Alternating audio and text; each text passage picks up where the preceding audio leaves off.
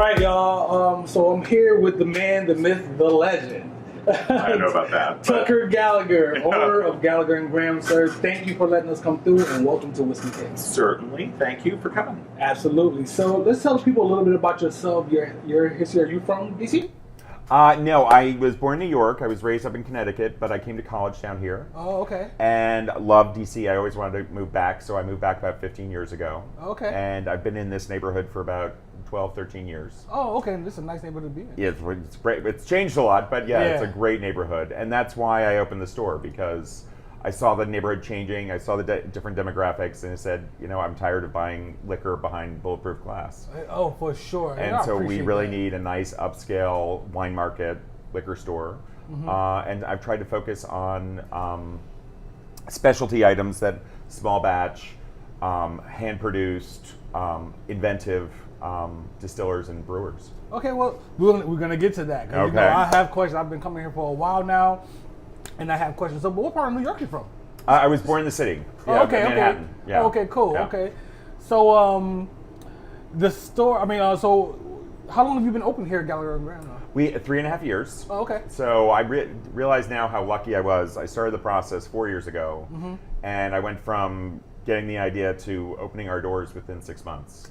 So I got really lucky finding the space, applying for the license, outfitting doing the whole build out in 6 weeks. Wow. Yeah. Incredible. I'm very, very lucky. I had no idea. So did you have a background in the industry at all? No, I was in email marketing for AARP. Oh, wow. And I was downsized, and they said, well, you can reapply and go. I was like, no, that's okay. It's time. It's time to go do something else. And went around the world a few times, and then said, I really want to open my own thing. And that's why I started this. The liquor store, do you guys play a role in the actual bar side of the industry at all?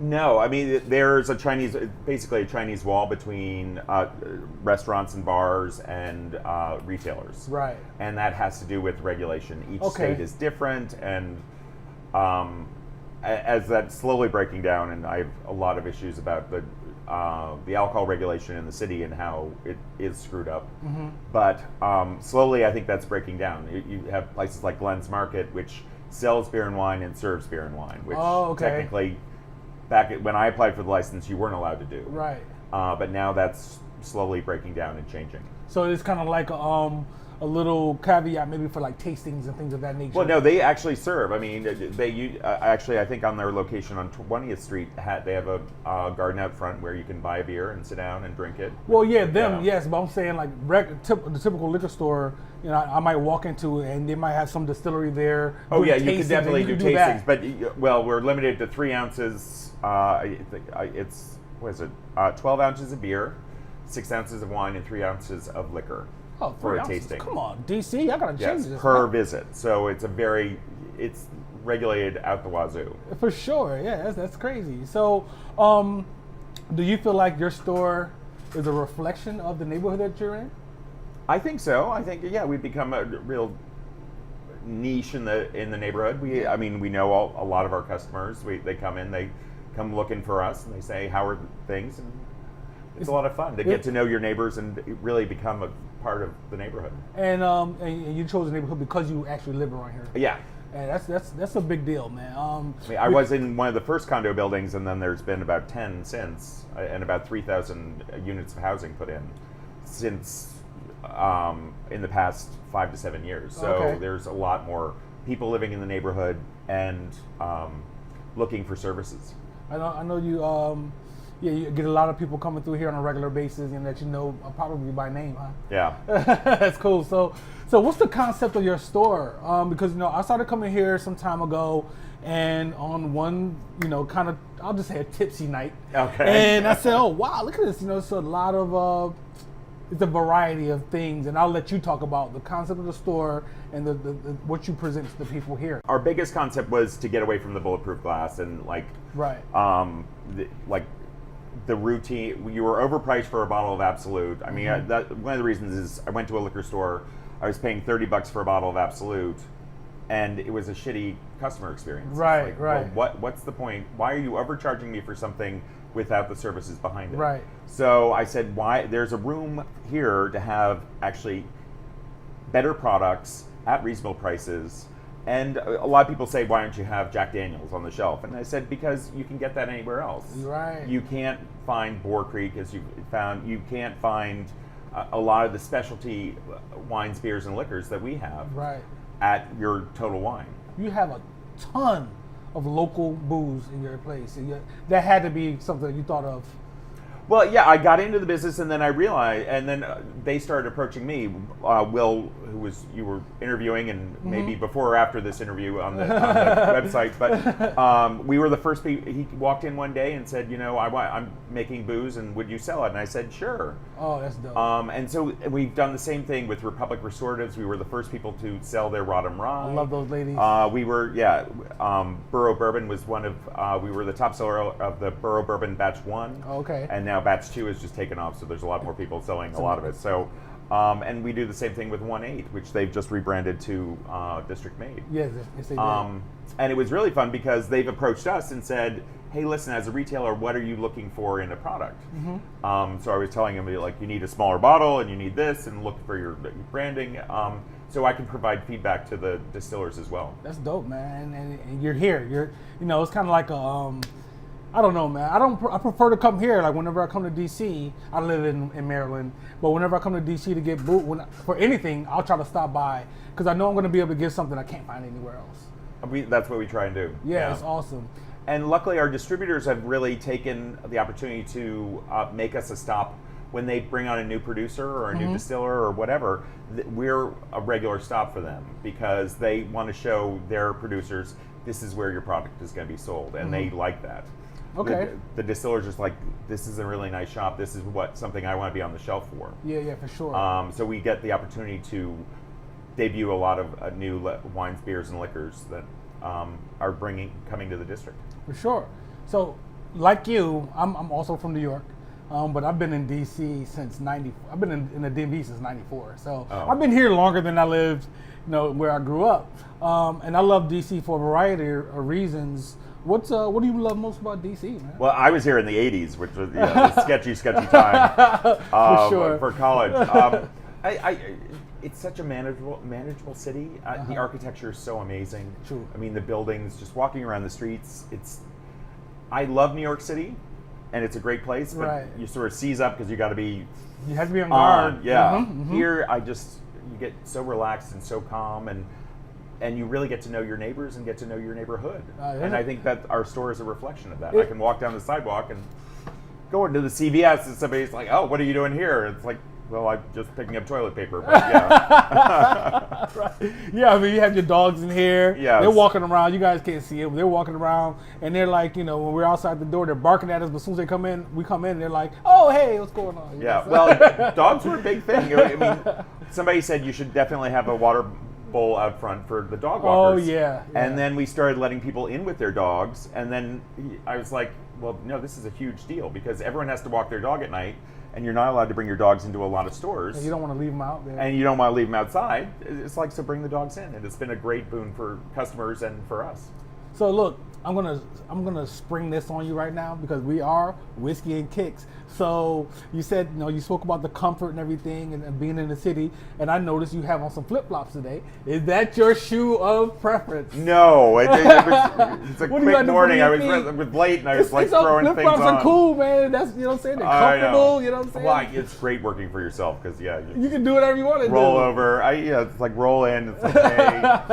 And my first job, I lived 7 blocks away, and I always said I wanted to get my commute down to that. So now it's down to 4 blocks. Oh, that's awesome. I know. I'm so jealous. But being a store owner, I'm 4 blocks away, but that also means I can be there whenever things for sure hits the fan. So I have to stop by it for every shift. I stop in, say hello, look what's going on. That's awesome. I'm here every day of the week. So what do you? What's your closet look like when it comes to shoes and sneakers? Or what do you prefer? Standing all day was a new experience for me as a business owner, but also, I guess just sneakers. Yeah, it's whatever, huh? Yeah, I mean, Skechers look, has been a lifesaver for me because I'm standing all the time and like they've got the cushions on the bottom. So there you it's go. This See, is really nice. Everyone has some type of shoe story. No matter what, you put them on your feet for a reason, even if there's really no reason. But I have these beautiful Gucci shoes. It's like, oh, I should wear those sometime. It's like, yeah, not at the store. Yeah, well, Like, there you go. I know.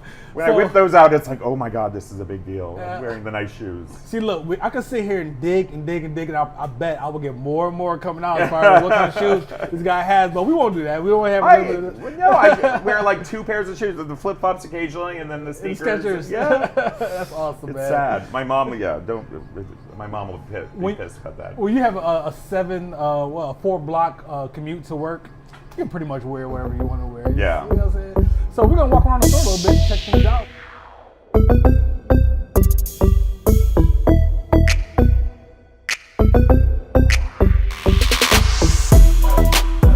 All right, so let's talk about the store, man.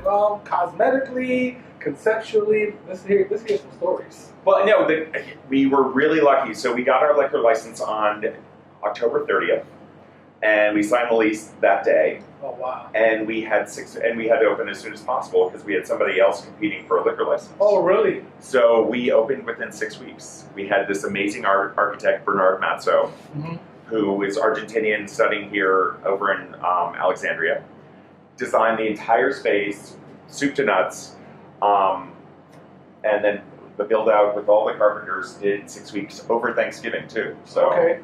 Exposed piping and all that. Well, all the wood, rough hewn wood was brand new oak that we stained and then put on. Okay. These are movable racks that Bernard designed, and then we had I had made in West Virginia because I knew the carpenters were going to be too busy doing the rest of the store, so I found a carpenter in West Virginia willing to do it. So a few months after we opened, this artist walked in and said, "Hey, listen, and it was right before the 150th anniversary of Lincoln's death. He said, I just did this painting. I think it would look really good here. Can I put it up?" And I wasn't here at the time. The employee said, "Sure, okay, go ahead." And then we walk in, and it's like, it just works perfectly right there. It's amazing, right? Yeah. And he did a few other styles of this, and then he came back a few months later and said, "Well, I want the painting back. I need to sell it." And I said, "No, we can't give it up. No, right. We're gonna have to buy it now." So we bought it from him. I'm gonna screw up his name, but it's Reginaldo Guillermo. Yes. If you notice, this is the actual newspapers from the day of the shooting. Wow, that's really creative. My parents will hate this. This was a wedding gift for my parents. It's an old icebox. Oh, okay. Literally. Oh, yeah, do all that. Oh, wow. It's literally an icebox. Nice. So in the top, you put the ice. It's a lead-lined thing with my parents decorated in the 70s. And then you put your butter and your milk down below. And then underneath, you put a pan. And so the ice would melt, keep everything cool, and then you take the pan out and take the water out. Yeah. Oh, man. It's a beautiful piece. My parents hate it, but I refuse to give it up. So rightfully so. they keep telling me, it's like, you gotta get rid of that. It's like, no, I'm never getting rid of it. Sure. They can bury me in it for that matter. The funny story about the fridges, Bernard Mazzo, the architect, we bought the fridges. We were having them delivered in a few weeks. He got the measurements. He designed the space to the measurements listed on the website. But those fridges were a half an inch bigger than advertised. This was an inch bigger than advertised. So those are actually wedged in there because Bernard left exactly a half inch on either side of the fridge. So that space was gone. This fridge was an inch bigger than advertised. He only left an inch. So when we got it, wasn't fitting. The company said, "Well, send it back. We'll send you a new one." And it's like, "No, we're opening in 2 days. We need a fridge." So we cut an inch off the wall.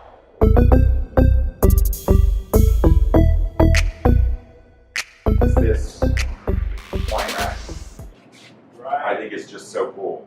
Everyone thinks it's actually, you can pour bottles of wine. It's just, right. It's not. And that was another Bernard trick that he used, just lead piping. That's an awesome design to use those pipes. Is this chalkboard? No, it's chalkboard paint. Okay. Yeah. So I have quotes around the store. I don't know if you can see them. Yeah. One day I found one on the internet. Beer as cold as your ex. And everyone's loved it so much. I said, okay, we're just going to make that our theme and do it up on the back wall. Yeah. And the same thing up front.